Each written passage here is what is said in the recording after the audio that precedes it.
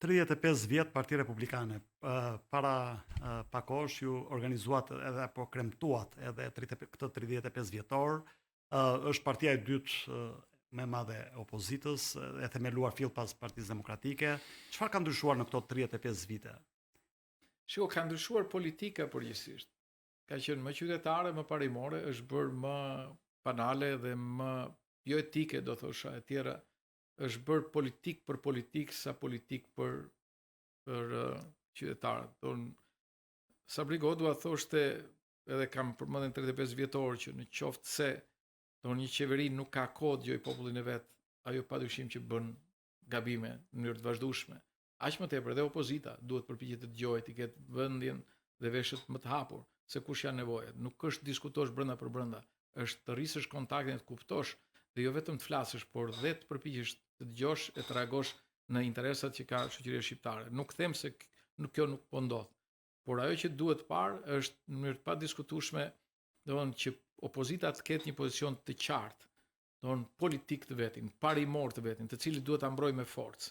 Partia Republikane është përcaktuar si parti e besimit në Zot, dhe po e shpjegoj pse, sepse besoj që gjitha lirit e drejtat tona vijnë nga një autoritet i cili është shumë herë më tepër se sa një letër apo e shkruar apo një autoritet qeveritar, dhe këto ne duhet i mbrojmë me çdo lloj force, siç është jeta, lumturia dhe ndërtimi i lumturisë, thuhet në deklaratën e pavarësisë të Bashkuara të Amerikës, dhe në momentin kur qeveria ti cënon këto, ti ke drejtën për të ngritur kundër qeverisë për ta rrëzuar atë. Pra është një lloj autoriteti që ti politikisht e lidh me një fuqi më shumë se një individ që është kryeminist, kryetar partie e tjerë. Pra ti e merr burimin e qenies tënde politike nga një autoritet më universal edhe do më i plot fuqishëm. Për të vazhduar pasaj tek interesat kombëtare, dhe Partia Republikane ka qenë gjithmonë në shërbim të interesave kombëtare, jo vetëm të Kosovës, por shqiptarëve në rajon e tek ideja e funksionimit si komb. Për të vazhduar pastaj edhe me çështje të rëndësishme që është prona private, familja, të cilët janë sot në goditjen më permanente dhe të vazhdueshme nga ana e kësaj qeverie. Pa këto elemente nuk mendoj që mund të kemi një shoqëri funksionale apo një komb të shëndosh. Dhe këto janë bërë pjesë edhe partive tjera të opozitës. Çfarë kam regret është se Partia Republikane ka qenë një parti e strukturuar në të gjithë territorin e Shqipërisë. Po për fatin e keq, sistemi elektoral e ka zhbër organizimin elektoral territorial, dhe ky sistem elektoral ka qenë vrastar për politikën shqiptare, si nga pikpamja e kualitetit politik, por edhe nga pikpamja e organizimit dhe pluralizmit politik. Zoti Mediu, një pyetje që më ka shqetësuar gjithmonë është fakti që në spektrin e majt ne kemi një gati mas homogjene, pra nuk kemi asnjë parti që partin klienteliste socialdemokrate, e cila të bëj kashillok apo të bashkë ekzistojë, të themi, bashkë me Partinë Socialiste. Ndërkohë që ka pas shumë parti që janë shkëputur prej saj, po që janë rikthyer me një postë vendministri apo diçka tjetër brenda Partisë Socialiste, janë shkrirë me të. Ndërkohë që në kampin e djathtë ne kemi parti qoftë tradicionale, siç është Partia Republikane, me trinomin e saj konservator, besim në Zot ju that, Adheu dhe familja, pra keni qenë konsistent bashkë me parimet e sekularizmit dhe të republikanizmit, ndërkohë që kemi dhe parti të tjera të spektrit djathtë, të cilat ose janë parti të traditës si balli kombëtar legaliteti, ose janë parti që janë krijuar rishtazin në një kohë të mëvonshme. Pse duhet të ketë një shumësi kaq të madhe aktorësh opozitar, ndërkohë që e shfaqin apo e përfaqin si një të fragmentarizuar kampin opozitar, ndërkohë që kampi majt del blok homogjen.